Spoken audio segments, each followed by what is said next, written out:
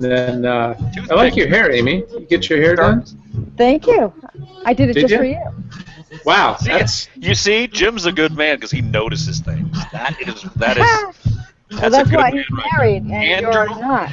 Andrew, on the other hand, is still not sure if you're a woman or a man. That's just how he rolls. It's not you, it's him, totally. You can't tell that I'm a woman by now. Oh, I can. Just saying. Andrew, Brent, JK. What? Stop screwing around. What? Show's about to start. What? In 5. What? 4. Huh? 3. Shit, I get so nervous. I get nervous. And now, I know. somewhere in North America, Where? it's the The Blast. Blast! It's the show about everything, yet teaches you nothing, and still leaves you wanting so much more. So sit back, relax, and prepare to be entertained as never before.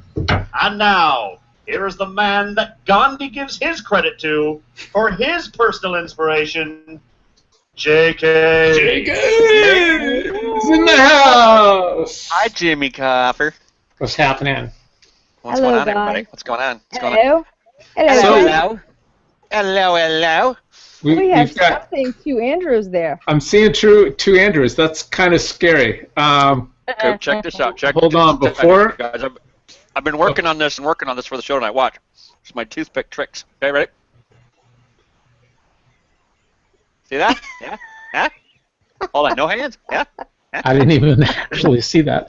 I was capturing the screen on that. I take a picture real quick because that was kind of freaky. It's like when you go to Disneyland and you go through the Haunted Mansion and you end the ride and you're sitting there. Right there, yeah, right you got there. that ghost sitting on you. In there with you? Yeah. Yeah, that's kind of what it looks like. So Brett's in the house. Hi, everybody. Good evening and welcome to The Blast from somewhere north. I'm going to quit picking my teeth. I don't know why I'm doing that. It's like I forget that people stop doing that. People can see me. I have a voice for radio, I've been told, and apparently I'm not really aware of the fact that this internet thing works. It's very good that you wear your hat low and dark with the glasses. Exactly. Andrew's in the house. How you doing, brother Andrew? Hi, Andrew. I'm good. How's everybody tonight? How's it up there, eh? Nice and warm. Warm. You're up in Toronto area, Canada. What's the weather up there like right now? Okay, thanks for coming. Hey, 22. 22. No. Don't do that Celsius crap. What is it like with us Americans to figure out? Celsius? 22 degrees. Oh, let me help you. You're bad with math. So about 85. Thank you. That's what I wanted to know. 22 is freaking cold. 85 we get. 85 we do get. We do get that. Amy, how are you doing? I'm doing fabulous, thank you. Super. Well, Amy's going to be kicking off our segment tonight, and I'm going to try a little intro here for Amy, and we'll see if... Bro, if you haven't been paying attention, the world's a pretty confusing and messed up place these days, bro. That's why I like to get grounded by listening to All Out Amy's World Events. It helps me get centered, man. And now here's Amy. Now, here's Amy. How do you like your Doxaholic, huh? Did I surprise you with that? With the Doxaholic? Awesome. Absolutely. Yeah. That's me. I am definitely a Doxaholic. Guilty as charged. I would have 20 of them if I could. Hello, I'm Amy, and I've been Doxaholic I'm a Doxaholic. Oh, my word. I've been a Doxaholic for 7 years now. Wow.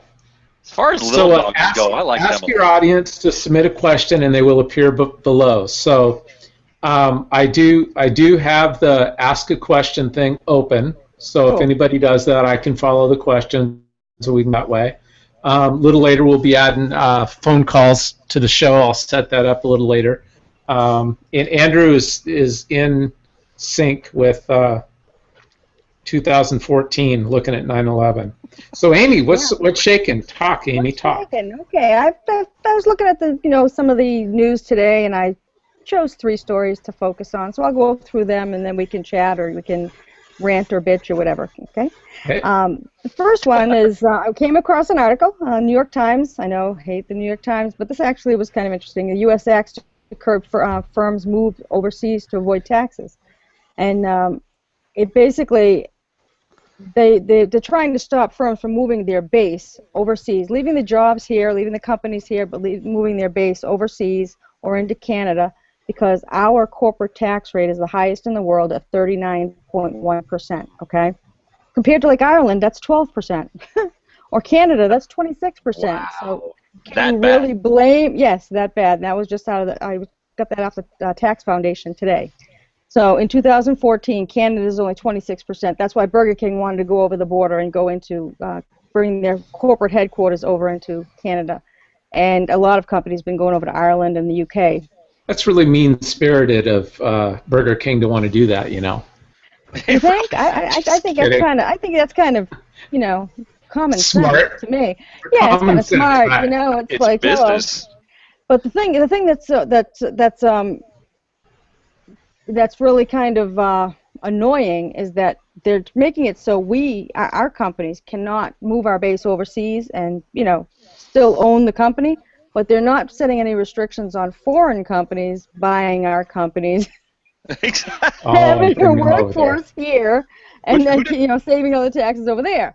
Who did Pabst Blue Ribbon just got? Pabst Blue China. Ribbon. No, it's a Russian. No, it's a Russian company. Oh, Russian. Another one. China just bought another one.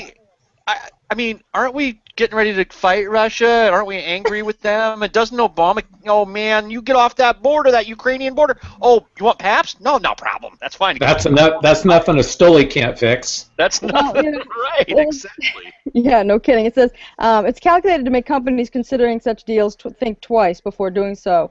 Burger King announced last month that it was focused on acquiring the Canadian coffee and donuts chain Tim Hortons, focusing new attention on the pace of inversions. But the thing that, you know, I loved this one. An increasing number of United States companies are reaching deals to reorganize overseas, which have created a new opening in the run-up to the midterm congressional elections for Mr. Obama. And Mr. Obama, to make his signature argument about his, his economic fairness, it's kind of causing a little wrinkle in his speech. So this guy has the gall, the unmitigated gall, to say the president has said that companies that invert for tax purposes lack economic patriotism. Yeah. Okay, economic patriotism. This is from the most un-American and anti-American president to ever serve. Yeah, president or one of the people. So that, I just thought that was really kind of interesting.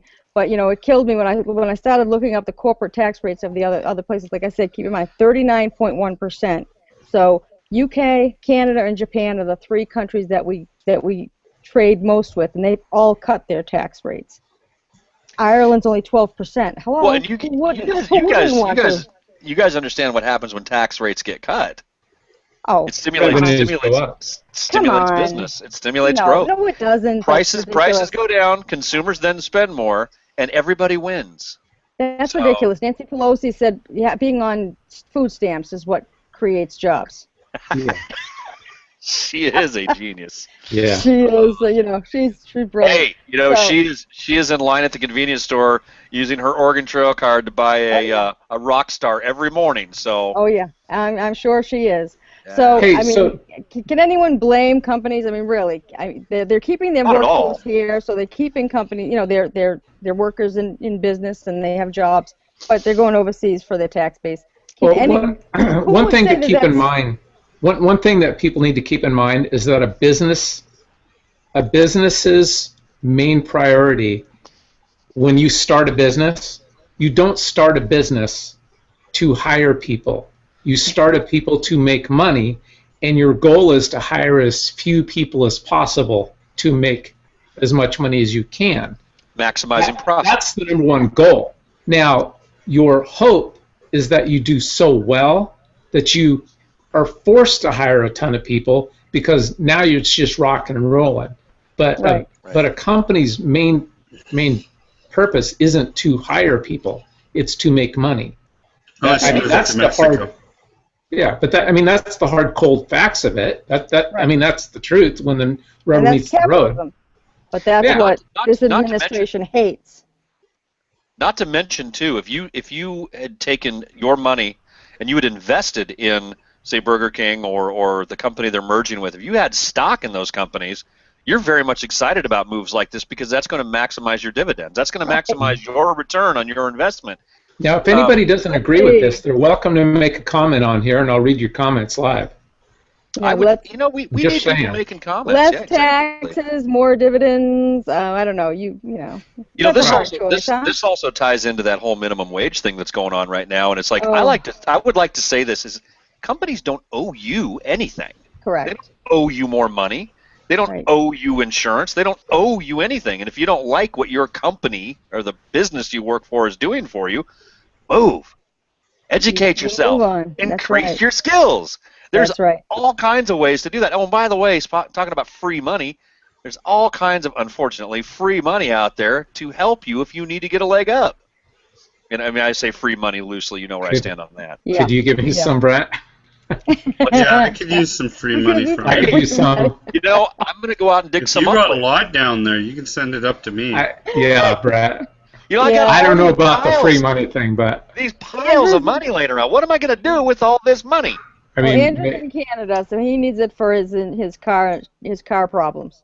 Yeah, exactly. Amy, so you had 3 topics. What else you got on the docket there? Second topic, the update on Ebola. Good news, big thing. Reuters, Ebola outbreak pretty much contained in Senegal and Nigeria. Okay, big, you know. Well, that's because we sent 3,000 soldiers over there, and they to take it all back with them. Right, but exactly. What's kind of buried in the story is in the worst hit countries. So they're talking about Senegal and Nigeria. It's all pretty much contained. The worst hit countries, Liberia, Sierra Leone, and Guinea, the disease continues to spread, with the first confirmed case in the Guinea district of Kindia and a rising death toll.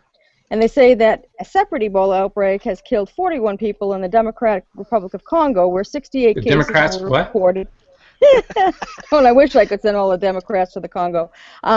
68 cases were reported as of September 18th. Now, they said in the, let's see here,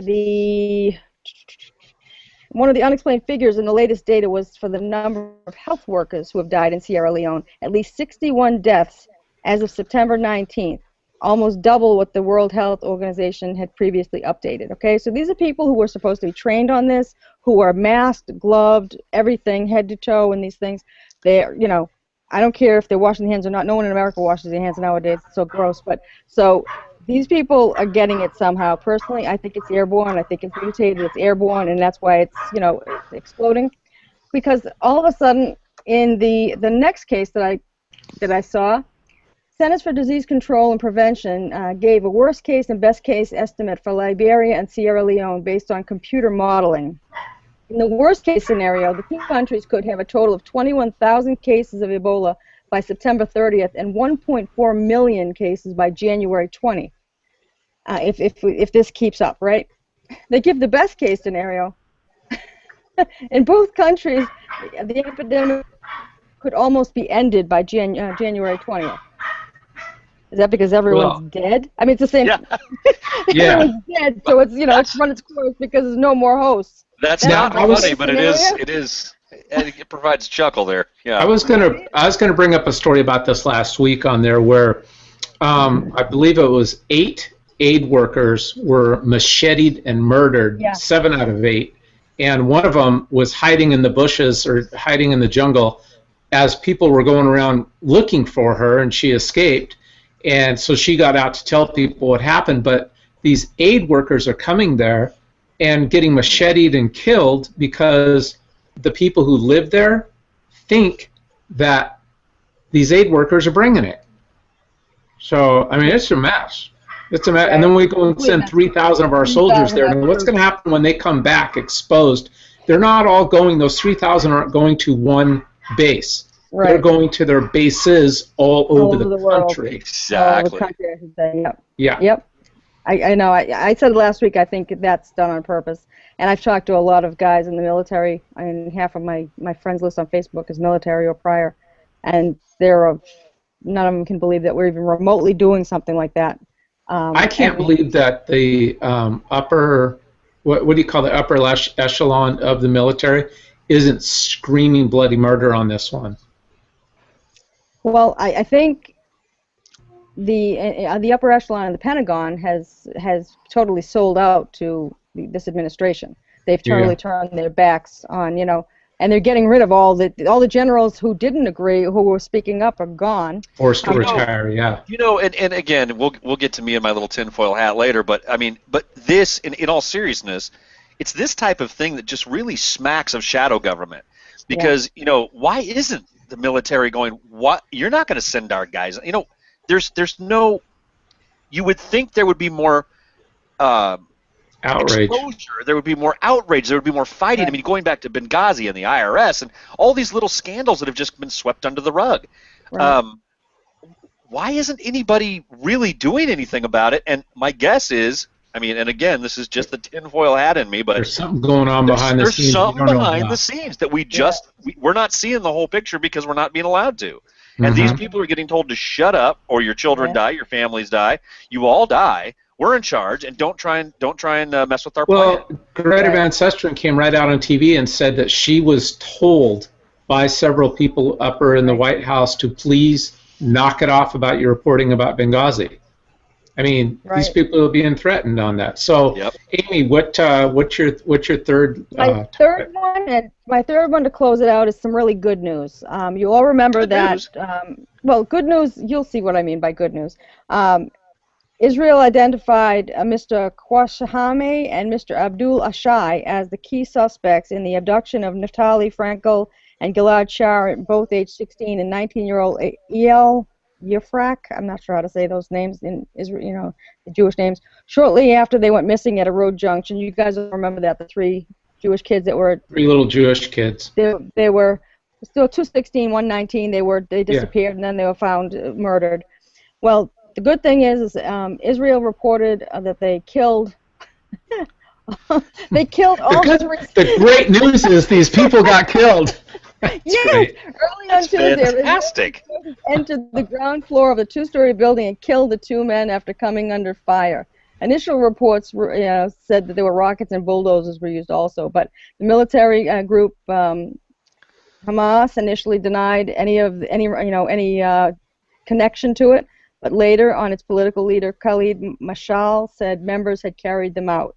Hamas praises the roles of martyrs Abu Ashai and Qassemeh played in chasing down Israeli settlers, and we stress that their assassinations will not weaken the resistance. So they're still whack. I don't care what anyone said. The Palestinians are evil, they're bottom-dwelling scum, and they need to be eradicated from the earth. But other than that, I have no real strong feelings on the matter. So I'm curious about something. I'm curious about something. Andrew, you've lived all your life in Canada, correct? Yep. Okay. You're friends with Americans, obviously. Unfortunately. But your whole existence, everything that you know, grew up and everything is immersed in Canadian culture, correct? Mostly, yeah. Your first response, your first thought when you hear an American girl say, "I've got some really good news, these three people were murdered." what goes through your head? Oh, that's... Nothing, I just think of Call of Duty. There you go. There you go. I don't want to know what game you're playing. What goes through your head? Is there a chick in that game? Put me in her name or Amy in there, okay? You frickin' Americans are just insane. No, but you gotta love that. These two scumbags. Nice. I know. That's our first reaction is, thank God they got them. You know. Yeah. Hey, isn't that about as bad as the ISIS or Muhammad people, whatever? What do they call them? The Al Qaeda. I just said, thank God they got them, and we're freaking out because they're saying, Allah Akbar, we got them. God is great, we got them. Yeah. And then we're saying, and I'm going, thank God we got them. What the? We're sick. We're all sick. All right, let's get into Andrew's little gig here. Let me bring this up, and we'll see if Jimmy can get this. Jimmy. And now it's time for This Week in History, brought to you by the man behind the frozen curtain, i.e. Canada, Andrew! Andrew! Hey. So I took the Canadian Mountie off, and... I'm the Zim invader. Awesome. Nice. I like them. I like that. Yeah. I can handle that. I don't freaking even know what Zim is, but I liked it. No idea. Kind of looks like a Canadian version of Geordie LaForge or something. That's I don't even know what exactly. Geordie. Is that what it is? Wait a minute, Brett. You know what Geordie is? Geordie LaForge. Of course I do. Oh Jesus, Amy, do you? No, do I want to know? What? Thank God, I don't either. Just Yes, saying. you do. Yes, you do. You know Tell what me it why. is. You were alive when it was on. I don't even know. Absolutely. Seriously?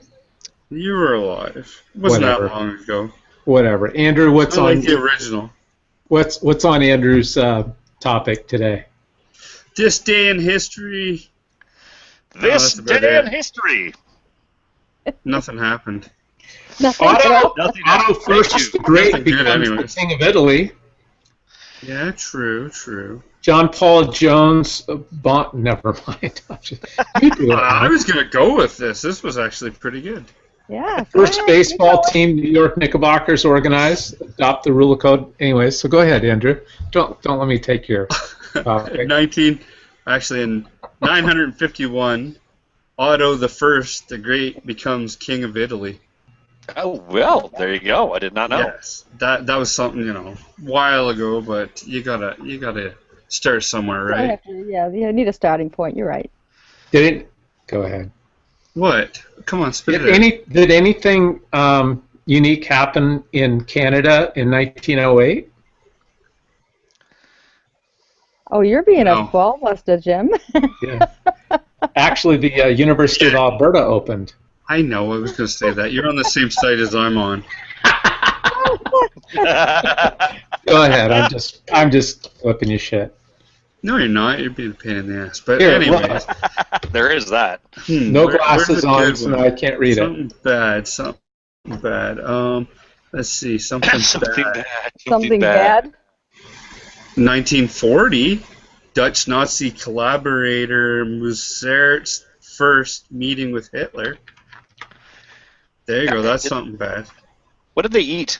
Nice. What Cherries. did they have for lunch? What Did did they have I for tell lunch you that that? day? I think I told you guys that my great-great-grandfather was in a concentration camp. I did not know that. Yeah. Did not know that. Yeah. Sure Through was- family history, we were trying to figure out how he fell off the guard tower. He died there. I know. That's wow. But That's So that's Just what kidding. that Where was is it? about. Oh, okay. Yeah, I see that right that's there. so 1942. Yeah, that is awesome. But in 1941, the first gas murder Too soon. experiments are conducted First happened? what? in concentration That's it. camps. Just saying. Or the German air raid on Russian naval base. That's another one. Or 1821, the fall of Tripolista, Greece, massacre of 30,000 Turks. That's something for Amy. That's fantastic. Or in 1884, the American Herman Hollerith patents his mechanical tabulating machine. When did that Ultra happen? calculator. Yeah, the first calculator. The calculating machine. 1, 2, 3, 4. Did anything happen to Jack Dempsey? No, but in 1942, the Manhattan Project commences.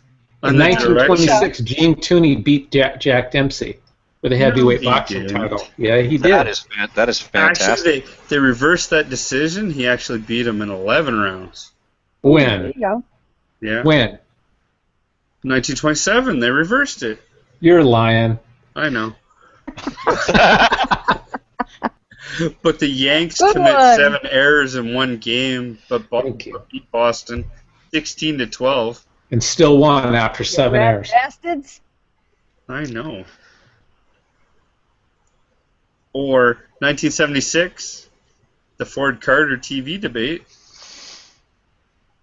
Oh, Bet God. that was What a something to yawn- watch. what a You yawn- should know What a that. yawner that one is. The Ford Carter debate. I actually would like to watch that. But what about the Jane Fonda and the 200,000 that attended the anti-nuke rally in Battery Park, That's fantastic. 1979? Someone should have battered her. That place really blew up that day. Yeah, it did. I had to Oh, do what's it. this? In 1984, Amy Alcott wins LPGA San Jose Golf Classic. Cool. Great name. Yeah, that's why I said it. You know. There you go. Wait a minute, what about happened to John Paul Jones? Oh He crap! died. You're not kidding, are you? That Jane Fonda actually did a 200,000 attendant anti-nuke rally. I told you. You're What just a- making that up. You're just making that up. Yeah, I thought you were making that up. I'm No. looking. She was not at any nuke But- rally. But you should remember this. In 1990, the PBS begins its 11-hour miniseries of Civil War. And then That was a very good series, by the way. Yeah, it was a Saddam great says he'll series, actually. destroy Israel. Saddam Hussein? It's It's fantastic. just spider hole himself. Yeah. Iran blocks the use of Google as a search engine. No. It bought stock in Yahoo. You did? They did. Oh, they did. Interesting. Well, that's odd. Anything happen with Howard Stern? He That doesn't masturbated happen. on stage live. Wow. For the 9th time. Did that cost extra? Oh, that's something I would he not want began to his see. first radio show in 1996. Yes. Really? I thought it was earlier than that. I know, I thought it was All right. earlier too, no. No. I would have put him early 90s when he started. But okay, who knew? The world just wasn't ready for him yet. That was the problem. This is true. Yeah. And Do you like yeah, this series we're doing? Is this a good series, or should we bag this series? Should we do something else? Well, we can bag it. I can go to bed now. No, I'm just We teasing you. didn't say bag you. No, I'm learning stuff, Andrew, I'm learning You're not things. learning anything. because I'm You're reading the it. one telling me. Whisper over to him, "Hey, Andrew, say this." I actually tried to look up this week in history. It doesn't work. No, it really doesn't. No. Okay, before there's an important one here that we for Americans, anyways. Okay, 1911, Earl Ovington begins first air Make it mail T. pilot. What? Earl, Gray Yeah. T. He did what? Ovington begins Okay. first airmail pilot. In 1780, British Major John Andre reveals Benedict Arnold's plot to betray West Point. That's a big one. That's nothing new. That was on Sleepy Hollow yesterday. Do you watch that? I've almost watched that a couple times, and I never It's have. good. I have You watched gotta it watch too, the so. first season. What's the black? Yeah. What? Blacklist? The Blacklist. I wanna. It's good. Okay, I just started taping it because I really like what's his James Spader, but I gotta somehow find last season, the first season. Where It's- do I go? oh, that's Netflix. 1739, Russia and Turkey signed Peace of Belgrade. And that is my spiel for the day. That's fantastic. Thank you, everybody. Thank you. Good night. Thank you. Good night. Thank you, Andrew, for filling our head with lots of good knowledge. Useless facts. Right. Exactly. Wow. Okay then. Okay then.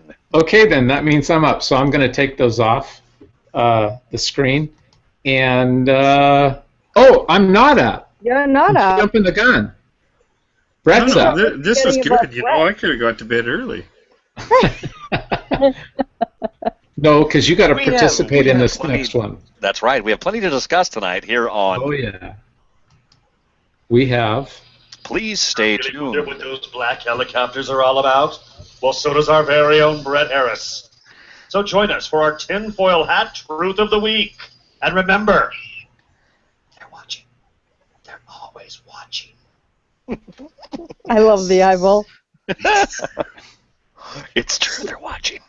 So Brett, what do you what do you have in your bag of Ladies tricks? and gentlemen, you know, we are going to take a little bit of Andrew's page, and we're going to go back in time tonight. We're going to go back about a year, maybe a year and a couple of months.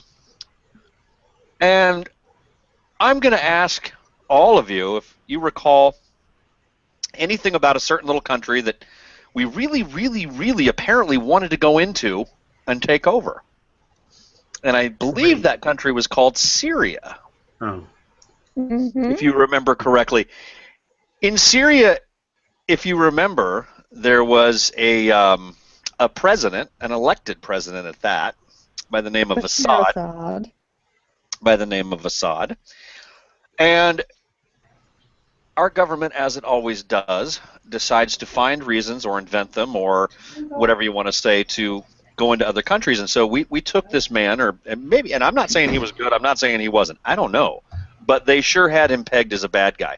But 1 year ago, approximately 1 year ago today, Senator John Kerry came out and made some statements. And I thought it was very interesting when I read through this article. I went back and looked this up after it was announced yesterday that we started our bombing runs into Syria.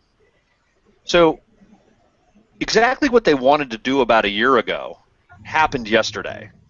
And if you remember what happened the first time, the American people, to the tune of about 9%, so it was 9% approval of going into that country. So we had 91% of America said, no, we don't want to do that.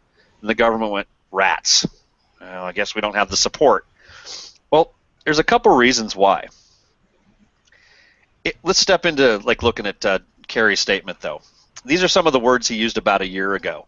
He said it's undeniable that tyrant leader Bashar al-Assad has used chemical weapons against his own people, and that the Syrian government's decision to host the UN inspectors has come way too late. He also said that the use of chemical weapons is inexcusable. It's a breach of international law, and there there must be accountability and consequences for this moral obscenity. He then said Obama will be making an informed decision about how to respond. And I found it very interesting that some of the same rhetoric and the same words that have been used to describe ISIS, which has conveniently popped up and found themselves cornered in Syria, I find it very strange that they are presenting a lot of the same types of verbiage. Now, I'm not suggesting that it's not true. I'm just saying I find it very interesting. The vocabulary isn't very deep. Well, maybe that's it. Exactly. Maybe they need to get out a dictionary. But I guess the point is, what's the difference today? And this is something that struck me this morning. What is the big difference between Syria attempt number 1 and our actual Syria attempt number 2 that started yesterday? Beheadings. We created a new. I'm not saying that didn't happen. I'm not saying it happened. I mean, we talked about that a little bit last week. I just posed the question. I'm not saying the real beheadings, but I mean beheadings and Christians being hung in the streets and all that stuff. So they created somehow a more moral dilemma was created. Right. Or moral urgency. The one thing I kind of came to that actually really changed, because if we had 9% support to go in and get Assad because of what he was doing to his people, and it was almost kind of like our government went, shucks, we wanted to go get him, and now you guys won't let us. We got to go back and come up with a new plan. We got to come up with a new boogeyman. We've got to come up with a new way to make Americans scared so we can get their permission to go in and do it. So what did we see happen this time? They brought it home. ISIS is not an isolated threat in the Middle East. They remembered what they forgot. And what they forgot in the first attempt at Syria was it didn't affect us. They didn't scare us like they normally do with threats at home. What has been the biggest talking point about this support that the American people are supposedly giving this action? Well, ISIS fighters coming home, American ISIS fighters coming home and keeping their passports, and now they're back. Right. Americans, people are leaving this country and going over there to fight. We've got open borders that are allowing these ISIS terrorists through. Any day now, Americans are going to start dying at the hands of ISIS. We better go in there and blow them up, right? Oh, well, yeah, now that it's here. When it was over there, we didn't want to do it. But now that you tell us it's here, even though nothing's actually happened, now we're all okay with it. So I don't know if this is so much conspiracy, more of is I just find it very interesting that the narrative has not changed very much. The goal is still exactly the same, and yet now there's support for it. Anyway, I find the whole thing kind of bizarre. It just seems like people in this country don't put the dots together very well, and I find that a little disturbing. Well, What do you think? I think initially with the there was an actual free Syrian army that was infiltrated, just like I said last week. They were infiltrated by these radical Muslims, and who turned out to be ISIS. Now they're ISIS, but these are the people that America, we're looking at them going, John McCain can be talking to whoever he wants to be talking to, but we see who is actually coming on board and running to Syria to join against Bashar Assad. And what happens? Assad gets reelected overwhelmingly by the people of Syria, and all of a sudden ISIS is on the move into Iraq. And Jim, see, but think about what Jim said last week. I don't know if you all remember, but he was talking about his some folks that he knew from Syria, and she had said basically that it's not what you guys. I mean, what you hear in the United States is not what's really going on. And I mean, I don't think any of us are dumb enough to think that our news isn't a little bit controlled and a little bit slanted, and we don't see the whole truth. Andrew probably sees more about the truth than we do. The Free Canadian Press. The Canadian. Really good. Andrew, what do you think so far? What Brett's been talking about? It's in line with a lot of the different stuff that's going on right now, though. Well, in what way? Well, the beheadings, like you were saying before. Do you think they're real? There's a real threat, but I don't think it's what everybody thinks it is. You know what I mean? Do you think the beheadings are real? ISIS is just a name that somebody's put out there just to say, oh, that's who they are. But meanwhile, kind of like the boogeyman. I think there's actually something even worse going on. I do too. They just don't want to say, oh, well, this is what's actually going on. It's almost like everybody's puppets right now. I think it's darker and more twisted than we even know, and than we could even come to any consensus on. Now, one thing, though, if I could say real quick about Assad, even though his people, from what I've heard personally from people who've lived there, love him and like him and want him there and want everybody else to go away, the bottom line is he was a big supporter of Hamas. He is an ally of Iran, and his country and his people are part of the group that want to wipe Israel off the face of the earth. Yep. So that in itself, in my book, makes him, an enemy he's just an enemy. Do you find it somewhat interesting, and I would ask all of you this, I mean, if you go and try to remember back that, to about a year ago when the drums were beating to go in, and we're going into Syria, and all you heard of was Assad. You couldn't go, and I point this out in my comment today on the Blast webpage, check it out on Facebook, I point this out in my comment today, that the drums were beating really hard for us to go in, and you heard that guy's name, and then all of a sudden the whole plan, the whole story, the whole reason to garner support fell apart and slipped through their fingers, and then all of a sudden you don't hear his name anymore. Yeah. They don't talk about him anymore. Shucks, they didn't buy it, so we gotta find something new. They paused, they thought about it, they wrote a new story. It involves a new bad guy called ISIS, and they're coming to get you. Assad, he was just hurting his own people. But ISIS, they're coming to your doorstep. You're going to walk out to your car tomorrow morning. They're going to stab you. And that's what's going to happen if we don't do something.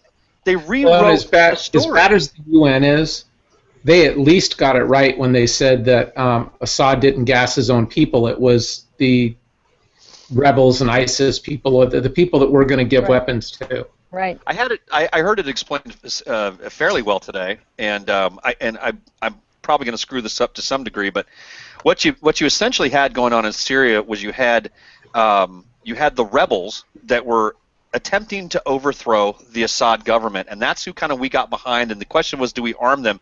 Well, in fact, we did support them to some degree. Now, that rebel group consisted basically of a few al-Qaeda people and then a bunch of the quote-unquote ISIS folks. So a year ago, we were about ready to arm and fight with ISIS against Assad. Mm-hmm. Now, according to the families we're that afraid I of know, them, and they're going to kill us. What? According to the families that I know from Syria, they told me 2 years ago, even 2.5 years ago, that the city of Homs and a couple of those others that were rising up against Assad were the Muslim cities. Those are the Muslims. And Al-Qaeda and ISIS, those people started coming in. They got a lot of money, and they're paying people to fight and rise up. So, and now we're going to arm these people who just 2-3 months ago Obama said, well, you know, the rebels, they're just a bunch of doctors and farmers and stuff like that, so we don't really want to arm them. And now all of a sudden they're these great fighters that we need to give money and weapons to. Well, you know what I thought was interesting on that, just on there was a Kurdish general on the other day on Fox and Friends, and he was saying he's not understanding why we're giving arms and training and all kinds of assistance to Syrian rebels when they themselves, the Kurds, were actually gaining ground, kicking butt, and defeating ISIS. He's like, why aren't you helping us? If you really want to defeat ISIS, why aren't you giving us the stuff? Why aren't you giving us the more advanced weaponry and stuff like that? And you saw my comment on that? Yeah. It was basically, my comment was, that doesn't fit the script. It's right. Not what Obama has in real plans in store. Right. He can't arm the people who would actually annihilate ISIS, because that's not what his goal is. Nope, right. It hasn't been at all. You know, and it's funny, you use the word script. That's exactly what I'm getting at. This is all a script. This is scripted. Right. That first script got thrown out about a year ago because it didn't work. Nobody bought the story. But they changed it a little bit. They brought it home. They scared, quote-unquote, scared Americans, because they said, this is going to happen on your streets. It's going to happen in your town. Therefore, get behind us. And we all went, oh, okay, yeah, now go get them. So they got exactly what they wanted. Andrew, did Canada go into Iraq as part of the coalition with America? Small contingency, I believe. No, I think we went in afterwards as the peacekeeping part of it. And went into Afghanistan too, though, right? Yeah. Yeah. Okay.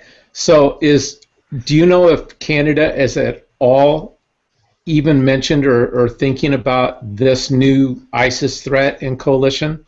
They are, because we've been threatened.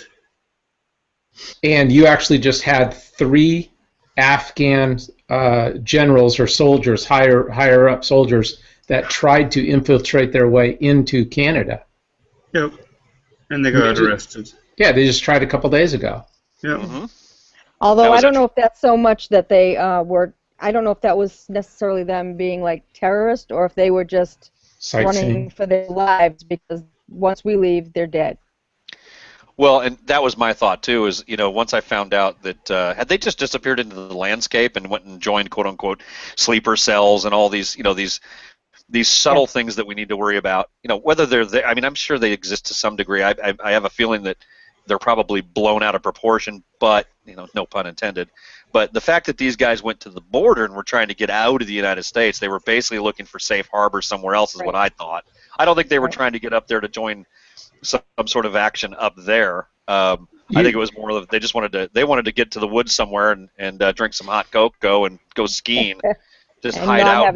Not have their heads lopped off. Right. Brett, the name of your series is what? Tinfoil hat? Yes. So those 3 soldiers could either be trying to get out of America before what they know is going to happen, like a nuke hitting that area, and they're trying to get the hell out before it happens because they know something. There's a tinfoil hat theory. Or they could be coming here to try to get up to Canada to try to do harm, or they could have been a covert operation to try to sneak into Canada just to see if we could catch them. Yeah, true. But then again, we also have, you know, this gets back to what I was talking about, these open borders, you know, down in Mexico. And, you know, it occurred to me today is, why don't they want to close the border down there? Well, they don't want to close it because it creates a great excuse. It creates a great excuse, whether it's quote unquote set up and the government's in on it, or whether it's an actual group of terrorists sneaking across and committing atrocities inside the United States. They have an excuse either way. They can either use it to they'll use it to their benefit either way. Oh, we can say, well, you know, they come across the border. It's not our fault. And that's why the border. Yeah, go ahead. Go ahead, Brett. Finish. I was going to say, that's why the border's not closed. It occurred to me today. That's why they're not locking it down, is because they need it for an excuse. Right, and I hate to tell people, but they've been here since before 9/11. Oh, I'm sure. 2001. I mean, Boston is a hotbed of nothing but Islamic terrorism. I have a mosque 2 to 3 miles up the road that one of the imams at this mosque was arrested for. He had all the plans to bomb local malls and hospitals and shops and stuff. And this Well, is up in your area, a couple of months ago, maybe 6 months ago, on 2 different occasions, they found at midnight and 1 o'clock in the morning 5 or 6 people up at your guys' reservoir just scoping it out. 2 different ones. One in Boston and one a little bit west of me. Yeah. So, Brett, is that what you got? Should we move on? Yeah, just give me 2 seconds here. I just want to throw this out there as my last little bit of tinfoil. The Iraqis believe that the Islamic State was created and controlled by the CIA, and then it goes on in this article, which is according to the New York Times, conspiracy theories are circulating directly from the streets of Baghdad to the highest levels of Iraqi government that the CIA is secretly behind the same extremists that it is now attacking. In other words, the belief is that this is a little group that we set up to be our own little private army over there, and they've gone rogue. That's essentially what it is, and which doesn't surprise me. That seems very likely to me. I mean, a bunch of people going, "Oh yeah, CIA, you give us a bunch of weapons, we'll help you out." Wink, wink. And then of course, once they get armed to the teeth via my tax dollar and your tax dollar, then they say, we were kidding, we were joking. Do you know what question that answers? What's that? How in the hell did they steamroll the Iraqi army, who just basically set down their arms and turned their backs as ISIS came rolling on through, if it wasn't already kind of in the works and planned? If ISIS is truly as dangerous as they are trying to sell to us right now, the American people, it is only true that they are that dangerous if, in fact, they are trained and armed by our people. Right. That's how they're so good. That's how they're so effective. These are highly trained people, apparently. All right, let's move on to something good. All right. I don't mean good. I meant positive, different. Not that mine's going to be positive. What, you didn't like my positive? But you didn't like my positive one? Yours was good. Yours was good. Yours was positive. Hey, I forgot. I wanted to end mine on a quick positive note as well. Yeah. The missiles killed 14,000 people today in Syria. So, sweet. All right. Let's all cheer. All right, sweet. And there were absolutely praise God. There were no innocent women and children killed in those bombings at all. Not a single one. Collateral damage. Not one. There's an app on the iPhone now where it's called Smart Weapons, and they can just actually go, it only cool. Men with weapons. Yeah. Right, exactly. Only bad guys with weapons too. It knows. It's beautiful. We're gonna have to change my commercial because I don't know if I like this. And now, we would like to ask you to join us for JK's rant of the moment. Are you freaking kidding me? I love that. I do like it. But I'm not. I don't know. I'm not doing too many rants right now. Although we're going to leave it because with the way that my brain goes, any minute I'll fall off the deep end and I'll stop being positive and I'll just go right back into my ranting ways. Oh, you'll be ranting again here in. Yeah, 18. I love this commercial. I'm going to play a little commercial. It's a one or 2 minute thing about a gym. I've already posted this on my Facebook page. But don't be like this gym.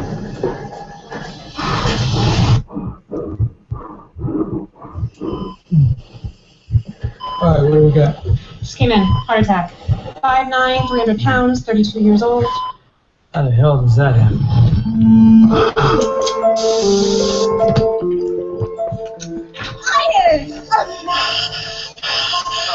You guys watching his life backwards.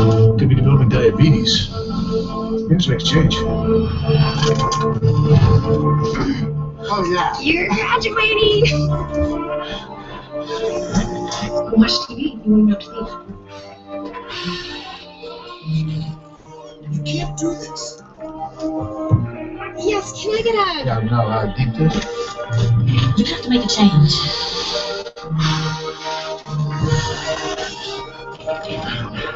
Good job, Jim. You got an A+.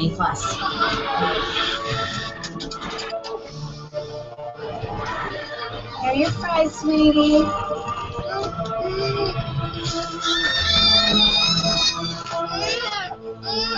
I still can't believe you give this child French fries. I know. It's the only thing that'll make him stop.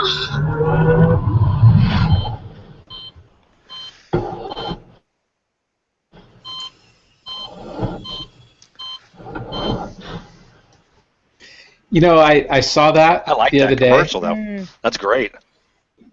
Yeah, and you know, I'm 52 now, and reality starts to hit in when you have half your prostate removed, and you have your gallbladder removed, and you have you go in for an MRI because of headaches and all this stuff, and all of a sudden you're starting to. Hopefully, you wake up, which before it's too late, and I. Hopefully You and Amy have this weird sense of positive tonight. I'm gonna start. Jim's dying.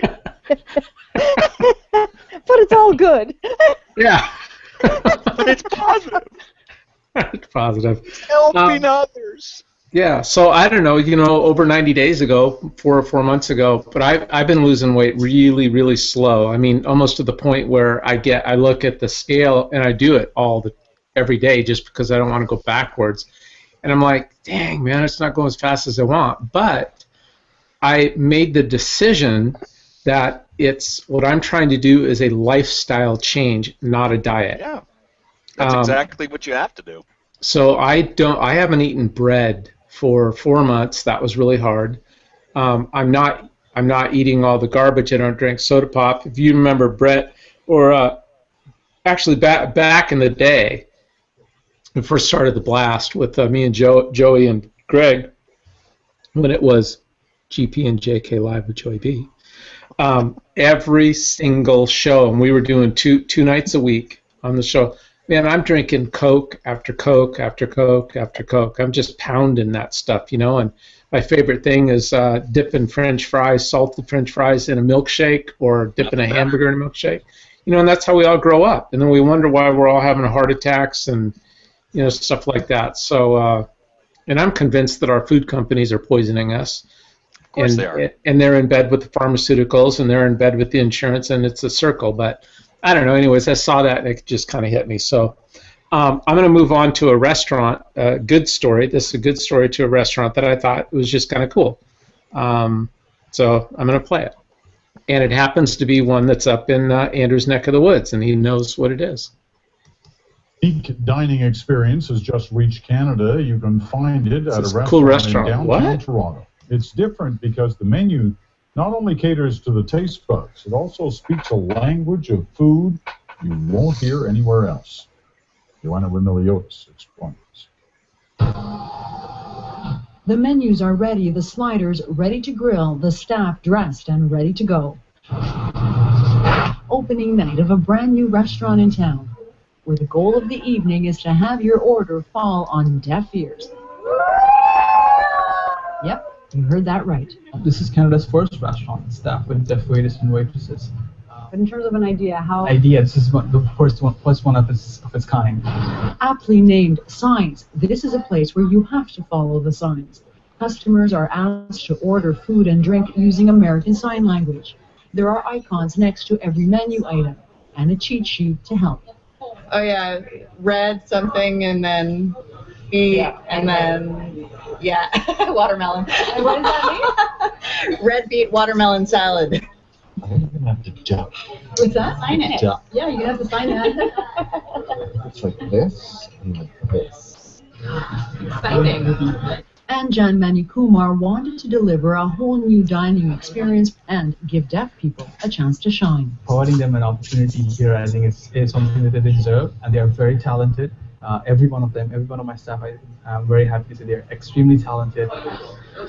More than 200 deaf people applied to work here. Most of the 50 or so who made the cut have no restaurant experience, but a passion to learn. giving the deaf community opportunity to work in a workforce that they wouldn't otherwise be able to work in. And it's opening up a whole new workforce for the deaf community. This is Mehdi Safavi's first full-time job. An interpreter helped us ask him how that feels. It's wonderful. I'm so excited to be here. It's a deaf environment where hearing people can come in and experience our world and our culture. So it's really amazing, really amazing. And it's a challenge for me, but a great challenge. It's brand new, but already there's a buzz, and reservations are pouring in. Your biggest problem right now is that you have too much business? I might have too much business. So. And all through an entirely different word of mouth. Joanna Vermiliotis, CBC News, Toronto. That's pretty cool, but how would you do slippery nipple or something like that at the bar? Ooh. That would be a little... Oh, Jesus. Yeah, you know what I'm saying? You know, I was gonna let Brett do it. I wasn't gonna do it. Yeah, you know. How do you get it? You like? Hey, don't we need our 10 minutes of health tonight, Amy? Can you lean back for a minute? God, leave it to Amy. Leave it to. That's the first thing that came to mind. How are you gonna win that at the bar? Oh, geez. If I was gonna be really bad, I would have said leave it to Bieber.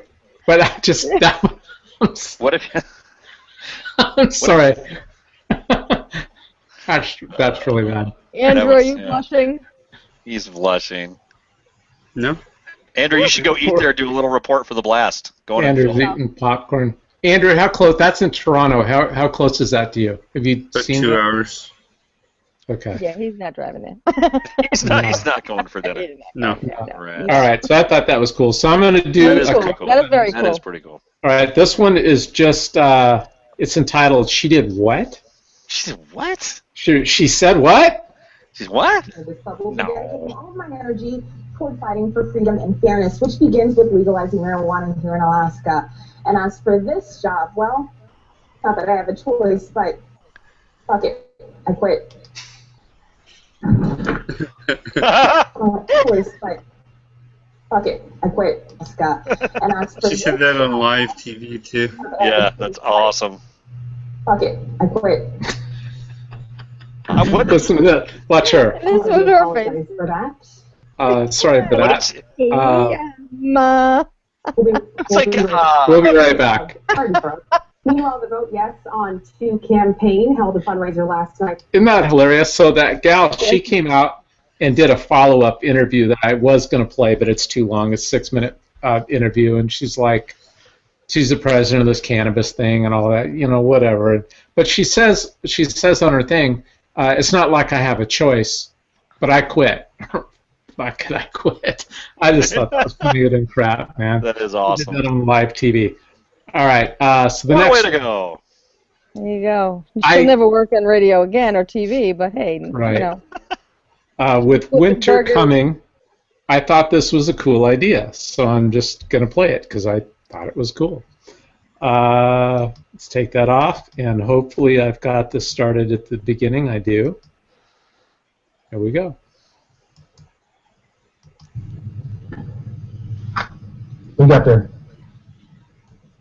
Repel, mosquito spray, 40%, and a sock. And the dirty lens. And a dirty lens, yellow, old. And what I'm going to do is I'm going to soak it. Dude, I'm going to try.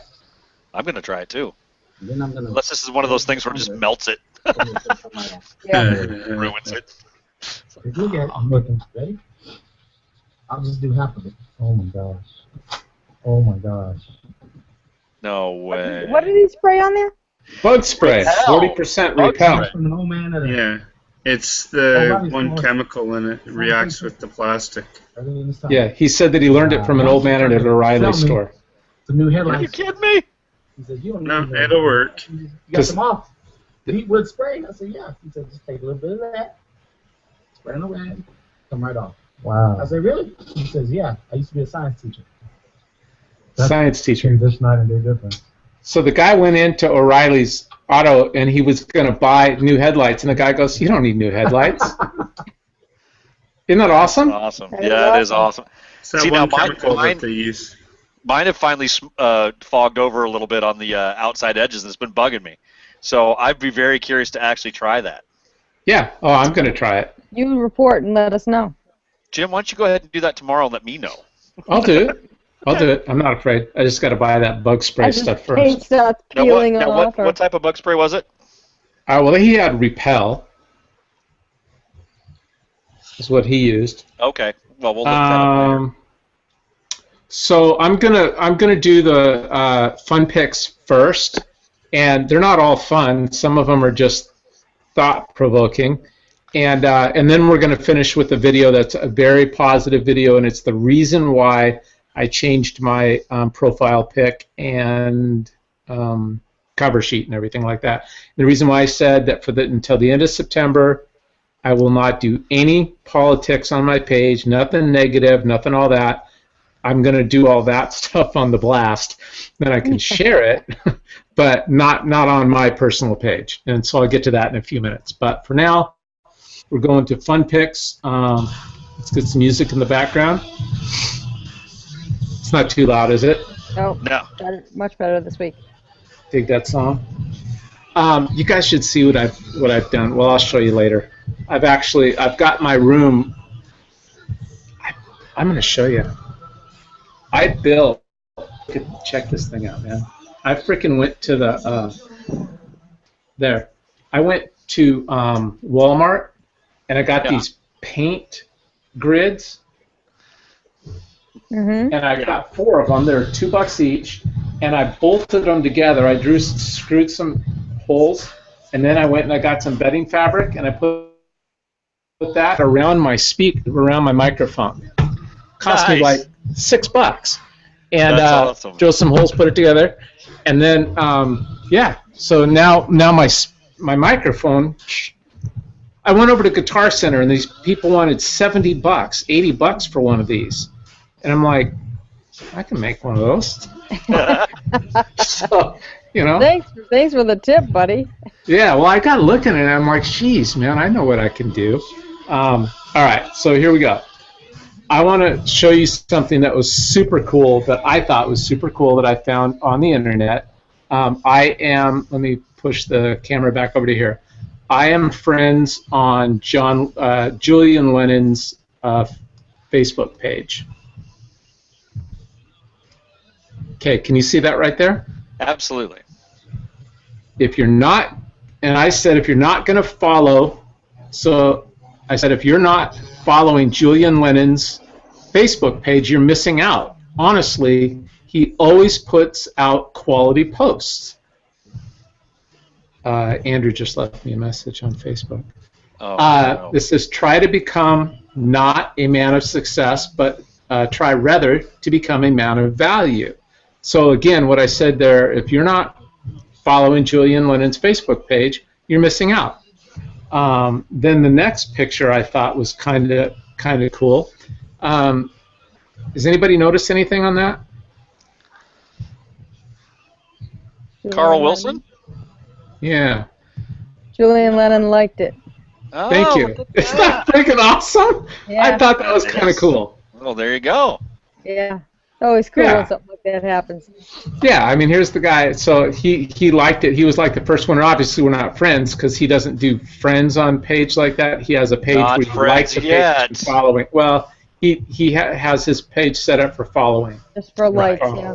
Yeah, I had Whoopi Goldberg. I called her a stupid douche or something like that on Twitter, and she came to my Facebook page and commented, saying she begged to differ. She begged to differ, my dear. That's hilarious. You can beg to differ all you want, but if you whatever the issue was, if you X, Y, and Z, you're, an That's hilarious. Dude. Yeah. I like this one because it's pretty accurate. Do you mind if I strap your phone to my forehead so I can pretend you're looking at me when we talk? when I talk, right? So true. We were just talking about that today at work. Yeah. The difference between, I love this. The difference between you and me is that I'm built for this shit. I've conquered my demons. I've been broke, paid, lied to, taken advantage of, cheated on. I've never been cheated on. I probably have. I probably have. The government's cheated, yes. So you've been hungry, exactly. Hungry and full. My name has been dragged through the mud, even by myself. I've dragged my own name through the mud by doing things like cheating. dragged through the mud more than once, and every time I pick myself up and wash it off. That's why I'm self-made. I came a long way, and I still have a long way to go. I saw that, and I'm just like, the difference between you and me is that I'm built for this shit. Next one. It just was kind of interesting to me. 6 plus 3 equals 9, but so does 5 plus 4. The way you do things is not always the only way to do them. Respect other people's way of thinking. And what's kind of ironic is that I'm a proud conservative, but yet I'll show you the next one in a little bit. It's not about being a conservative. I'm a proud American and North American, Andrew, with you. But yet I'm open-minded and tolerant of other people's way of thinking. I really am. But yet my friends on the left aren't. So but anyways, there's 2 different ways to get to the same answer. It's got to respect each other's way of thinking. I thought that was good. I don't need anybody commenting on that either, please. Just kidding. The United States is not a democracy, it's a republic. In a democracy, the majority rules. In a republic, the individual is protected from the majority. And that's a premise that so many Americans just have no concept, no clue. Yeah, we live in a democracy, so, the majority rules. But a republic is based on laws that are passed by the people. So to protect you from, so your individual rights or your individual rights actually matter. I love this one. Soldier sitting down, golf shoes? You kidding me? Yeah, President Obama promised there'd be no more boots on the ground. Jim, you got to share that one with me. Very appropriate. Yeah, my network will love that. All right. And then ISIS, Middle East, Middle Ages. Middle Ages, yeah. The price of Hamas's tunnels. One tunnel equals 350 truckloads of building supplies.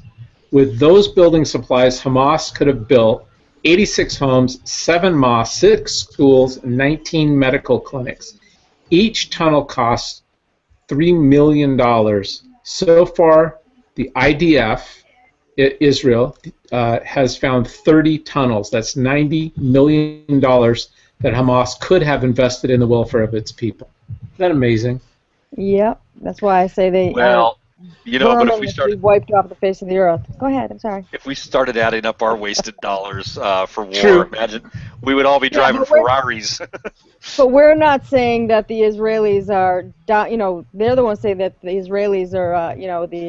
They're down. They're making them downtrodden, and they're not allowing them to have fresh water and fresh, food and all this crap. It's like it's so full of crap. Right. Exactly. Yeah, you got 2 neighborhoods living side by side, with a Hamas neighborhood with the Palestinians and the Israel, and it's like 2 different sides of the street, and there's a reason why. Right. Here we go. I thought this was interesting. You'd never invite a thief into your house, so why would you allow thoughts that steal your joy to make themselves at home in your mind? It's more of a self-help thing, but, Sure. Thought that was a little cool. And the last one, the most important one of all, probably. The reason I swear so much is because, fuck you. I'm sorry. I like it. Isn't that funny? It's my second favorite word that begins with F. Yeah. Now, the bad part of that is I should have started with that at the beginning, because now I'm actually going to end on a positive. This is actually something that's kind of hit me. I don't even know why it's hit me, but it did, and I'm really impressed. Maybe because there's been so much garbage this last couple weeks coming out of the NFL, and so many bad, truly bad people in the NFL. I mean, over 400 arrests in the last 9 years. That's over 40 a year. And I love this story about I can't say his name, Aaron Rodgers, because I watched this a couple years ago, about 2 years ago. I happened to be watching an Outside the Lines story about Aaron Rodgers, and I saw him befriend this kid, this little boy who ended up dying, and his family through the Aaron Rodgers Foundation thing. And now to watch it come full circle and see what's become of that and the relationship-wise shows me that this guy is truly a guy of character, because he didn't just say, oh yeah, so I was, whatever, move on with your life. So there was a guy that he was friendly with who was cancer victim, and then you move on and you just forget people. He didn't forget people, and I just thought this was so freaking cool.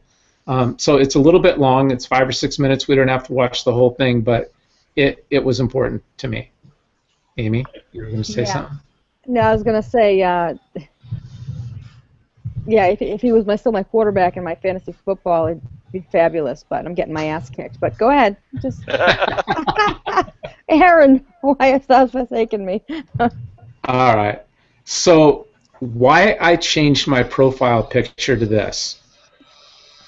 Profile pic is Hope, and my cover is Gold in September with Hope, and those are the two kids. And that's where I made the decision after watching this that no more negative bad crap for I've got 1 week left. I'm getting jittery. No. So anyways, I just really dug this, and hopefully you guys will like this. Here we go. Where to start? That was very meaningful for me, but this is obviously extraordinarily special and close to you. Can you hear that okay? Mm-hmm. Yeah. Okay.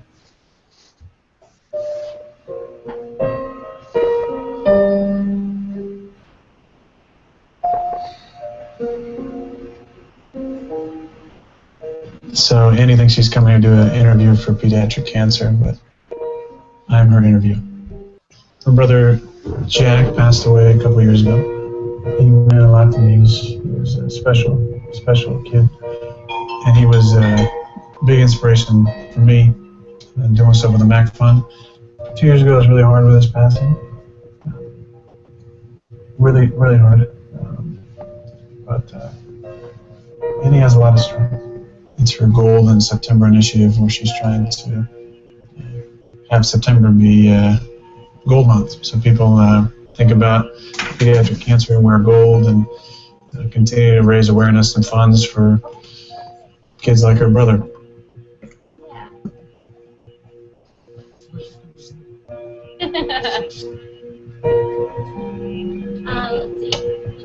The only thing I need is some powder. Oh, there it is. But you can. There we go. Thank you. I'm going to finish up. Doesn't realize it yet. I feel important. You're very important. Yeah, that's better, I think, right? Oh my god! Oh my god! Oh my god!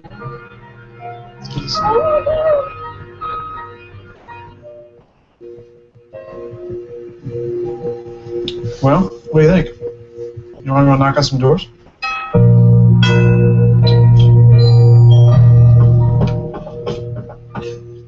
Get a little rhythm there.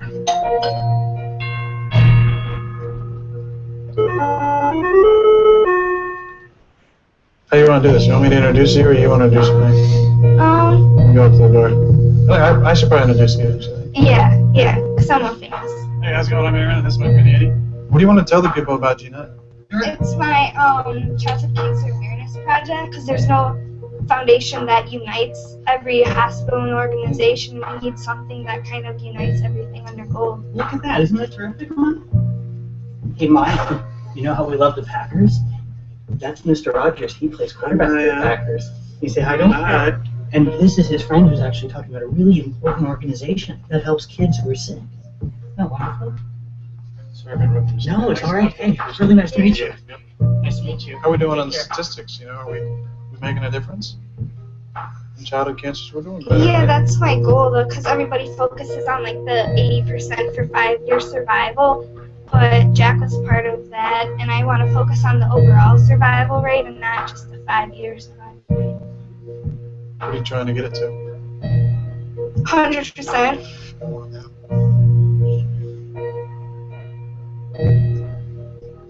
Oh, perfect. Look at that. Hey, how you doing? I'm Aaron Rodgers. How you doing? Hey, how's it going?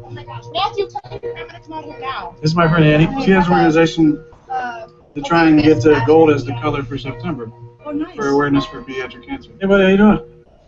Aaron. Nice to meet you. This is my friend Annie. Come on, man. Come here. Get in the middle here. Take a pic. Aaron Rodgers? Yes, you know it, buddy.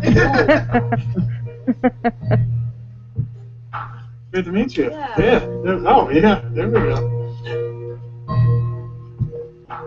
Hey, how you doing? I'm Aaron. This is my friend Annie. We're trying to work gold in September. I wanted to give you some information. Okay, thank you. You bet. Good luck to the Packers this year. Hey, thanks, buddy. Well, I got rid of my cancer 5 or 6 years ago. That's wonderful. You're doing great. And everybody's been affected by cancer in one way or another. We're just trying to get some hope for the kids. Where's your dog at? Come here. For you. Thank you. I was in the midst of This was so good. Probably not. on Sandy's. Welcome to our neighborhood. Thank you so much. Should have a great day. Any more? Are you really Aaron Rodgers? I am, yes. Well, I could get Annie in here too. Come on in. Hey, sir, how you doing? Good. I'm Aaron. This is my friend Annie. Andy, I know you. You do? Mike Ravella. Oh, hi. Are your parents here? Sarah. Hi, How you doing? Aaron. Yeah, how you Nice to see doing? you. How you doing? Yeah.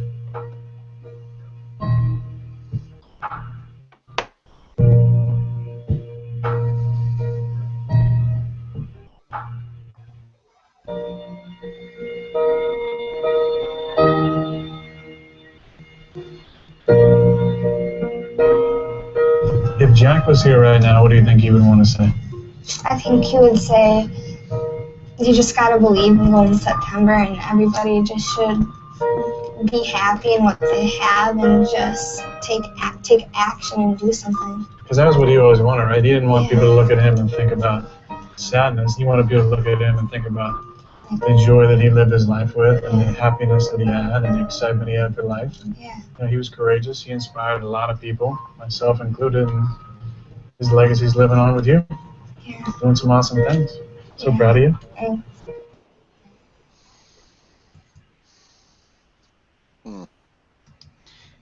Yeah. That's So awesome. I didn't tonight, but I watched that for the first time 2 days ago, and I actually cried. I don't know, it just hit me, moved me. So I really like genuine, real, when things are like that, when things are real, and real people helping each other out. And I guess that's why I rail so much against government intrusion and government things, is because where the rubber meets the road is one-on-one, people helping people. So I don't know. And That's a great story, though. That like you said, with all the negative stuff coming out, there is a lot of good stuff that comes out of the NFL. Yeah, there really is some good people. So, anyways, that's my spot or show. Anyone want to hit anything before we go? Did. No. Good show. Yeah, hit the I think yes. Andrew wants to hit the rack. Yeah, Andrew, I know it's late for you, but I can't tell you how much I appreciate you being a part of this again. Andrew should be happy for me. No, put that up. Put that up. Get it up there, Brett. I got the camera on you. Come on, Brett. Put it back up. Dude, Get that's the iPhone 6. It's the new 6. Bigger one. That's the bigger one, right? Oh yeah, it's actually. There's a flaw with them right now. Oh, dude. Wow. So we went from huge down to micro mini, back up to huge. Yep. It's pretty slick. I'll tell you that. Just be careful when you wear it in your pants or anything. I know. Like I saw that. They're bending. Yeah, you'll bend. I honestly think those things. If you look at the picture, it shows somebody bending it. I'm like, how many morons are going to go? Does it? It's like it does bend. Snap. Hey, Brett, are you going to the I don't know what they had, that sales builder thing? Is that you're going? The one in Portland, right? I think I'm gonna go. Yeah. All right, I'll go. I wasn't gonna go too, but I want to go to see that phone. It's the 128 gig too, so it's pretty cool. Yeah, I've never had an iPhone, but you don't want one. This might Andrew Shush. This might be the one that draws you over. It's pretty cool. Okay, I've got the Samsung S5, and I'm hating it right now because it's so sluggish and it stalls all the time, and it's got problems. Really? Yeah. I got the Windows phone, and I love There's no problem. Which Windows phone do you have, the Amy? 920, whatever it is. Not the latest one. It's the one, not the one that just came out, or that's I like just those coming out. Windows phones. I played around with those. They're pretty cool. Yeah. Does yours have Cortana? Cortana? No. Oh, you'll dig that. Andrew, what do you have? I got the S4. S4? Yeah, I think the S4 is probably actually better than the S5. I've hate heard the that, S5. actually. Yeah. You just need to set it up. That's your only issue. I've got it set up. I'm a tech man like you. Trust me on that. Right. I just play dumb. All right, kids. Pretty good act. Is it time to sing Adios au revoir, Auf Wiedersehen? Yeah. I know we're having fun. Sleepy puppy. Because the party's over. Night, everyone. Same old crap again. Good night.